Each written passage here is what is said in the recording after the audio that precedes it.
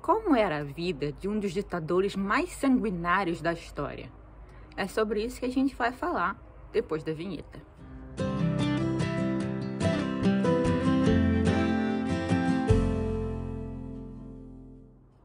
Olá, seja muito bem-vindo ou muito bem-vindo ao meu canal, ou se você já é inscrito aqui, bem-vindo de volta.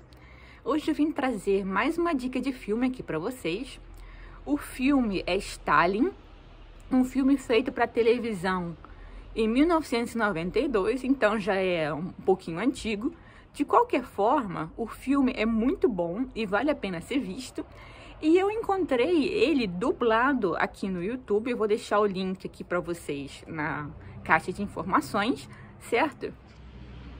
E o filme, ele vai falar sobre o quê? Bom, o filme é uma biografia do Stalin, desde o período em que ele sai do exílio na Sibéria e tenta se alistar como soldado na Primeira Guerra Mundial, até a morte dele.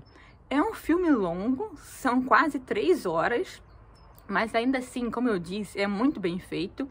Eu senti falta, assim, de mostrarem a vida dele antes dele se tornar revolucionário.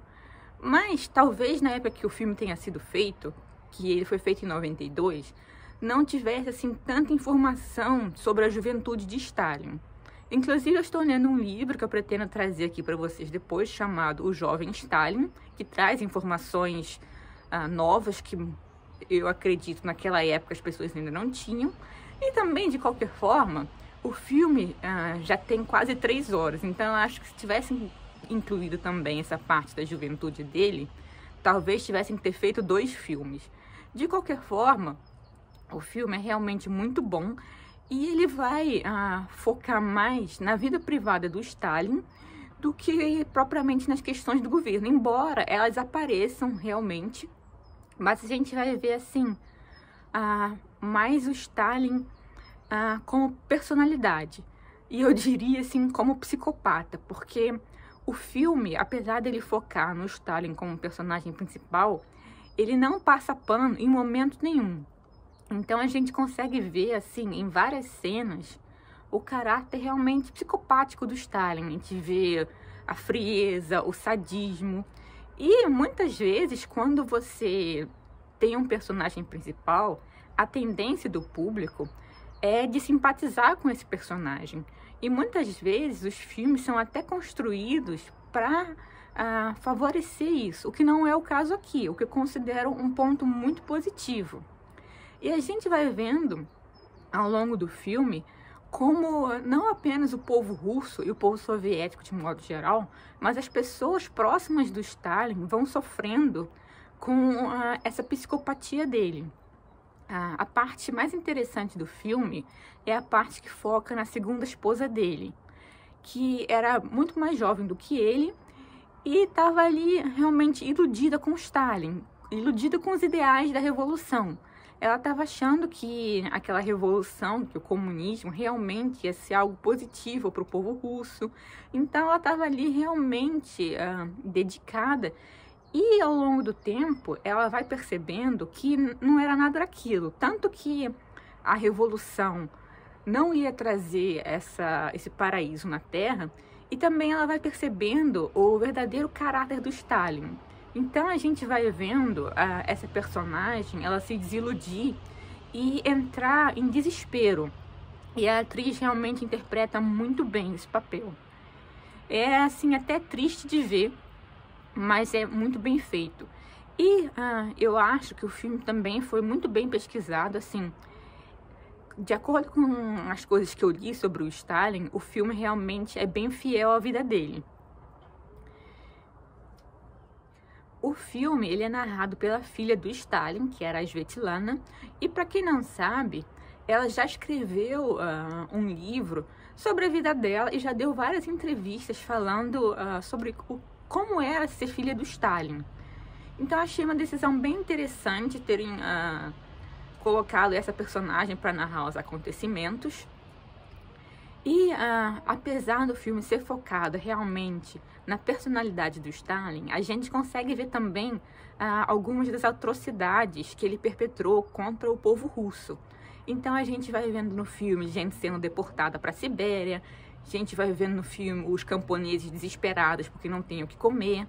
E o que é interessante é que o filme mostra também que, apesar disso, ainda tinha muita gente que achava que Stalin era uma pessoa boa.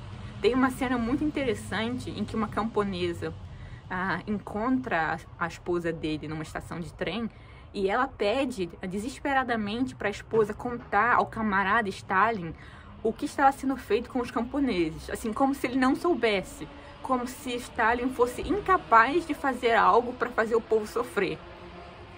E é interessante também que a gente vê que quando ele morre também tem essa comoção geral. Apesar dele ter sido realmente esse monstro, as pessoas ainda tinham essa ilusão de que o Stalin realmente era um líder paternal, um líder preocupado com o povo. E, infelizmente, ainda tem gente hoje em dia que ainda acredita nesse mito. Mais um motivo para você assistir o filme. As interpretações, de modo geral, também estão muito boas.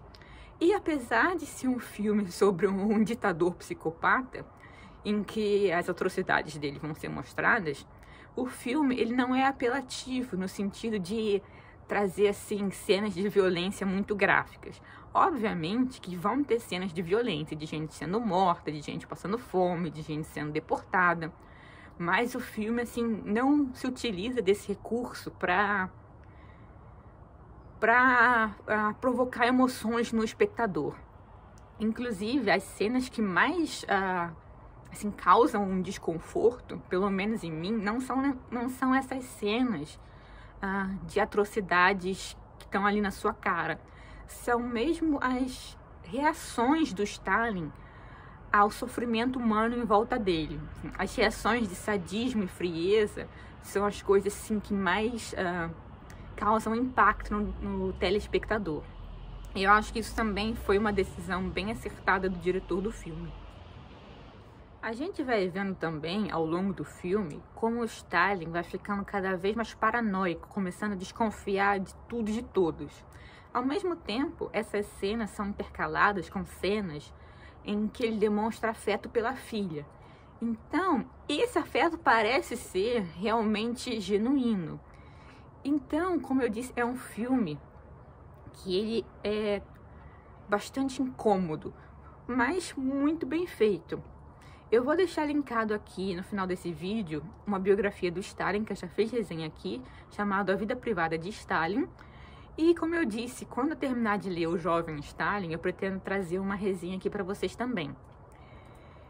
E eu encontrei também esse filme no original em inglês, aqui também no YouTube. Eu não sei se vocês querem que eu deixe o link também, mas assim, o áudio não está aquelas coisas, também é um filme mais antigo. E uma questão do original em inglês é que todos os atores fazem um sotaque russo muito esquisito. Então não sei se realmente é uma vantagem você assistir o original em inglês ou assistir logo dublado. O original em inglês com legenda em português eu não encontrei em lugar nenhum. Mas aí vocês decidam se vocês querem o link para essas duas versões ou se só a versão dublada é o suficiente, tá? Vocês comentem aqui abaixo o que vocês acharam do filme, caso vocês já tenham assistido. Caso não, vão assistir, depois voltem aqui para me dizer o que vocês acharam. E se vocês conhecem similares, deixem dicas aqui também. Pode ser livro, pode ser documentário, pode ser filme. Eu estava lendo um artigo essa semana que estava falando que, apesar das atrocidades do comunismo e apesar do período que durou e ainda dura, a gente não tem muitos filmes que são realmente críticos ao comunismo. E isso, infelizmente, é verdade. O autor estava, inclusive, dizendo que o nazismo ele durou muito menos tempo e a gente tem muito mais filmes, séries, livros sobre o assunto do que a gente tem sobre o comunismo.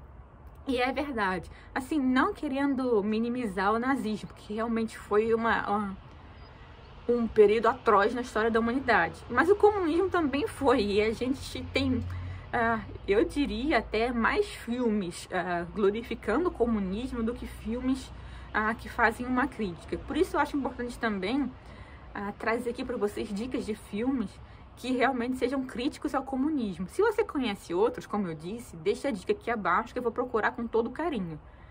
certo? Se eu conseguir encontrar, eu pretendo trazer uma resenha aqui pra vocês. Bom, eu agradeço a atenção de vocês. Desculpem aqui a imagem, porque o sol tá batendo. Espero que não atrapalhe a visão de vocês.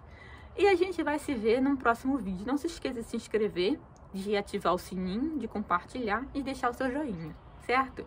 Beijo, até a próxima.